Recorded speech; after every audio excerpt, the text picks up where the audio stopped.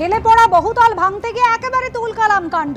হেলে পড়া নির্মীয়মান বহুতল ভাঙতে বাধা দেন বাসিন্দারাই।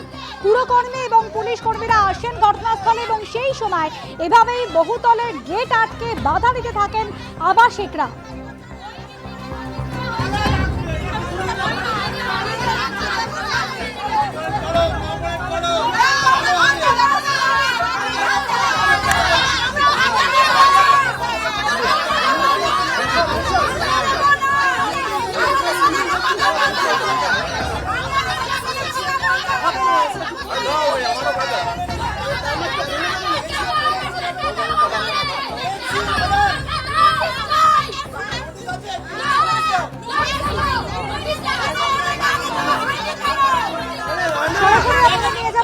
আমাদের প্রতিনিধি অর্ণব মুখোপাধ্যায় রয়েছেন আমাদের সঙ্গে। অর্ণব, আবাসিকরা বলছিলেন বিকল্প পুনর্বাসনের ব্যবস্থা না করলে কোনোভাবেই বহুতল ভাঙা যাবে না।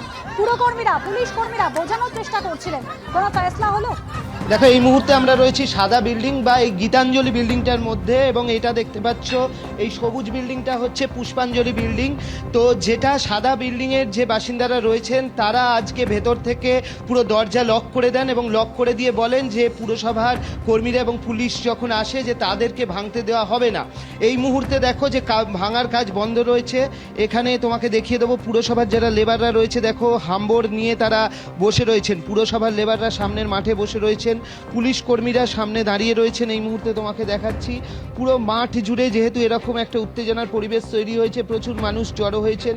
দূরে দেখো পুলিশ কর্মীরা দাঁড়িয়ে রয়েছেন, এখানে পুলিশ কর্মীরা দাঁড়িয়ে রয়েছেন এবং পুরসভার কর্মীরা তারা হাম্বর নিয়ে এসছেন, তারা নিয়ে এসে তারা কিন্তু বসে রয়েছেন। তো কেন তারা বসে রয়েছেন তার কারণ হচ্ছে যে এই যে বিল্ডিং রয়েছে, এই যে সাদা যে বিল্ডিং যেখানে আমরা রয়েছি, সেটা কিন্তু বলা হয়েছিল যে পুরসভার তরফ থেকে যে এই বিল্ডিংটা ভাঙা হবে এবং সেটা কতটা ভাঙা হবে সেটা স্ট্রাকচারাল ইঞ্জিনিয়াররা ঠিক করবেন।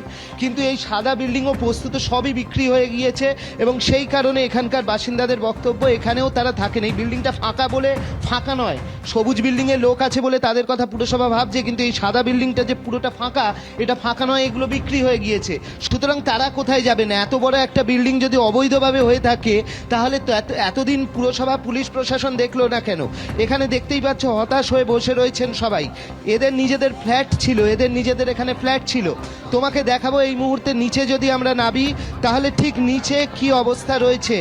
নিচে তোমাকে দেখাচ্ছি যে নিচে কিন্তু এই মুহূর্তে যারা বাসিন্দারা রয়েছেন তারা কিন্তু এই মুহূর্তে গেটটা আটকে রেখেছেন। এই যে গেট রয়েছে সেই গেট কিন্তু তারা আটকে রেখে দিয়েছেন এবং তাদের বক্তব্য এই গেট বন্ধ থাকবে, তারা পুলিশ বা পুরকর্মীদের ঢুকতে দেবেন না তাদেরকে যতক্ষণ না একটা আশ্বাস দেওয়া হচ্ছে। লিখিত আশ্বাস চাইছেন, তাই? হ্যাঁ, অবশ্যই আমরা লিখিত আশ্বাস চাইছি। এখন আমাদেরকে বোঝানো হচ্ছে, কারণ আমরা তো হচ্ছি পাবলিক বোকা, সত্যি আমরা বোকা। আমাদেরকে যা খাওয়ানো হয় আমরা তখনই গিলে খেয়ে নিই। আমাদেরকে বোঝানো হচ্ছে আগে ওপরটা ভাঙা হোক, তারপরে দেখবে ইঞ্জিনিয়ার এসে যা ভাঙা আর লাগবে কিনা। আরে এটা কি মুয়া বানানো হচ্ছে যে দেখবে তারপরে আবার বুঝবে। আপনি তো টাকা দিয়ে কিনেছেন? অবশ্যই 22 লাখ টাকা। 22 লাখ? আপনি কি করেন? আমি পেশেন্টের কাজ করি, আমার হাজবেন্ড হচ্ছে প্রতিবন্ধী, এই আমার বৌমা, আমার ছেলে ওখানে দাঁড়িয়ে। দেখো 22 লাখ টাকা খরচ করে কিনেছেন এবং এদের বক্তব্য যদি আগস্ট মাসে যদি নোটিশ দেওয়া থাকে তাহলে কাজ এগোলো কেন, তাদের বক্তব্য। এবং সেই কারণে তোমাকে দেখাচ্ছি যে এই মুহূর্তে আমরা ভেতরে রয়েছি, তারা তালা দিয়ে দিয়েছেন পরপর গেটে এবং তাদের স্পষ্ট বক্তব্য পুলিশ পুরসভা যতক্ষণ না লিখিত দিচ্ছেন, তার কারণ তারা টাকা দিয়ে কিনেছেন, কেউ জমির মালিক। বক্তব্য হচ্ছে যদি অবৈধ হয়ে থাকে তাহলে তখনই কেন আটকানো হলো না, তাদের টাকা দেওয়া হয়ে গেছে। তারা কি একতরফা তো হয় না, তরফা হয় দুদিকে। তো আমাদের সঙ্গেও তো বসুক, অন্তত আমাদের মাথার নিচে তো ছাদ রাখুক। আপনার কতলায় ফ্ল্যাট? আমার জমি এটা। কিন্তু তা সত্ত্বেও আপনারা দিতে চান। কিন্তু একটা জিনিস বলুন, রিস্ক তো থাকবে। রিস্ক তো দুজনেরই আছে, তাহলে দুজনেরই হবে না, দুটো বিল্ডিং এর জন্য রিস্ক নিয়েও আপনারা থাকতে চান, যাতে থাকতার কথা বলিনি। যদি রিস্ক আছে, যদি ন্যায় হয় তো দুদিকেই হবে। আপনি কি বলুন? আপনি যদি বাড়ি কেনেন আপনার দিকেও তো ন্যায় হওয়া উচিত। আপনার পাশের বিল্ডিং এ যদি কিরুন ঢুকছে, আপনার গাড়িতে যদি কিরুন খসে পড়ছে, আপনি কি চাইবেন? এরা বলছেন, এদের বক্তব্য স্পষ্ট, লিখিত দেওয়া হোক, তারা যে টাকা খরচ করেছেন সেই টাকা দরকার হলে ফেরত দেওয়া হোক, কারণ অবৈধ বিল্ডিং এত বড় কি করে হয়ে গেল সেইটা নিয়ে তারা প্রশ্ন করছেন এবং তারা বলছেন মাথার নিচে ছাদ চাই, এটাই ওনাদের বক্তব্য, মাথার নিচে ছাদ চাইছেন ওনারা। এবং দেখো এই মুহূর্তে বিল্ডিং এর মধ্যে তারা হতাশ হয়ে বসে রয়েছেন, কারো কারো চোখে জল, রীতিমতো চোখ দিয়ে জল বেরোচ্ছে। তো আপনার হ্যাঁ, চোখ দিয়ে জল বেরোবে না, আমার ছাদ চলে যাচ্ছে, আমি কোথায় থাকবো বলো না, দুটো বাচ্চা নিয়ে। আপনারই তো জমি ছিল। আমার জমিন ছিল, हम लोग জানলাম না ভাই।